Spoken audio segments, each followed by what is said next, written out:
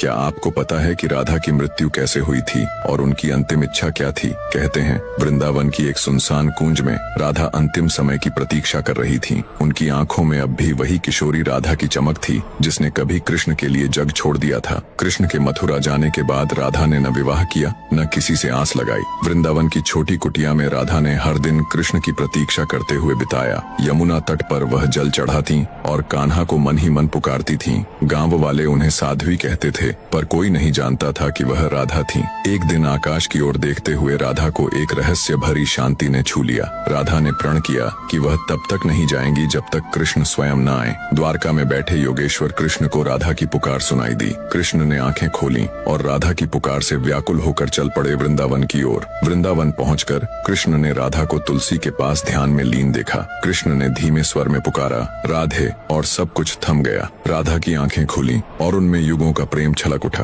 राधा ने कहा, अब मेरी आत्मा शांति चाहती है प्रभु। कृष्ण ने राधा का हाथ थामा और समय थम सा गया। राधा की सांसें थमने लगीं, लेकिन चेहरे पर वही अमर मुस्कान थी। मरते समय राधा ने कहा, जब प्रेम खो जाएगा मैं फिर लौटूंगी। उस स्थान पर एक चमत्कारी पौधा उगा जिसे सबने राधा वृक्ष कहा। लोगों ने वहाँ पूजा शुरू की, पर किसी को पता नहीं था कि वह राधा का संकेत था। राधा के मन में एक तड़प थी कि उनके जाने से पहले कृष्ण उन्हें अपने नाम से पुकारें। उन्हें विश्वास था कि प्रेम का अंतिम रूप आत्मा की मुक्ति में ही मिलता है। राधा ने अपने जीवन की सारी व्यथा तुलसी के पौधे को अर्पण कर दी। जब कृष्ण द्वारका में थे तब राधा हर रात बांसुरी की धुन सुनने की प्रतीक्षा करती थी। राधा को लगने लगा था कि उनका प्रेम अब इस धरती से परे जाना चाहता है। एक रात राधा ने स्वप्न में कृष्ण को देखा जो उन्हें बुला रहे थे। उन्होंने निर्णय लिया कि जब तक कृष्ण उन्हें राधे कहकर नहीं पुकारते वह देह नहीं त्यागेंगी। राधा जानती थी कि कृष्ण ही उनके जीवन का प्रारंभ और अंत है। राधा ने मृत्यु को प्रेम की पूर्णता का अंतिम चरण माना। उन्होंने अपने जीवन का प्रत्येक पल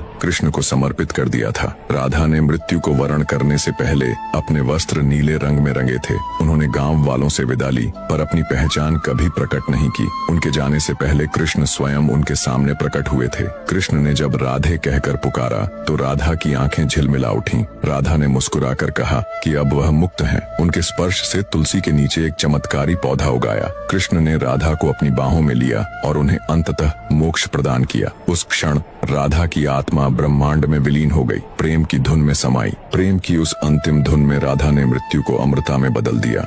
उस दिन राधा के मन में कैसी हलचल थी जब उन्हें लगा कि कृष्ण आखिरी बार मिलने आए हैं। राधा ने जब वृंदावन की सूनी गलियों में कृष्ण की बांसुरी सुनी तो उनके दिल की धड़कनें रुक सी गईं। कृष्ण धीरे धीरे राधा की ओर बढ़े, जैसे समय खुद भी थम गया हो। राधा ने मुस्कुराकर कहा, मैं जानती थी तुम आओगे। कृष्ण ने कहा, राधे, तुमने जो प्रेम जिया वह इस सृष्टि